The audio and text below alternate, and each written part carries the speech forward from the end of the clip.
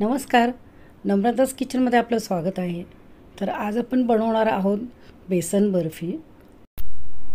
ह्याच्यात आपण न दुधाचा वापर केलेला आहे न माव्याचा, तरी छान अशी एकदम सॉफ्ट बनते ही। चला तर मग बनवायला सुरुवात करूया।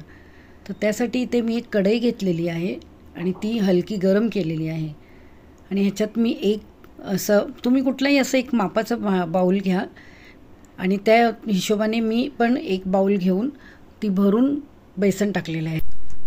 सुरुवातीला आपण ह्याच्यात तूप वगैरे काहीच नाही घालायचं आहे, सुक्कच बेसन आपल्याला कढईत जरा भाजून घ्यायचं आहे।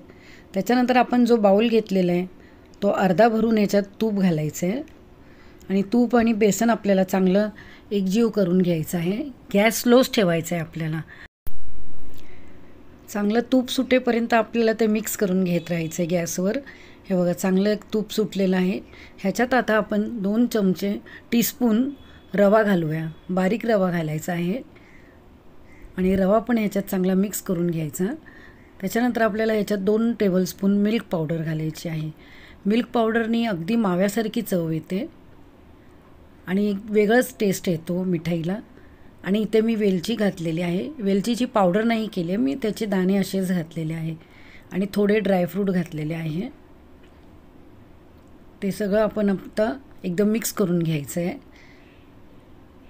आता आपण ह्याच्यात जो बाउल आपण मापाचा घेतलेला आहे तो अर्धा भरून गूळ घालायचा आहे। आता गूळ चांगला विरघळेपर्यंत स्लो गॅसवर आपल्याला मिक्स करत राहायचं आहे। आपला गूळ चांगला वितळायला आलेला आहे। इथे मी एक ट्रे घेतलेली आहे, त्याला तुपाने ग्रीस करून घेतलेलं आहे। ही सर्व मिठाई आपण त्याच्यात टाकूया आणि चांगले हाताने पसरवून घेऊया। त्याच्यावर सजावटीसाठी काही ड्रायफ्रूटचे तुकडे घालूया आणि आता आपण 10 मिनिटांनंतर ह्याच्या वड्या करून घेऊया आणि त्याच्यानंतर परत अर्धा तास थंड करायला ठेवूया।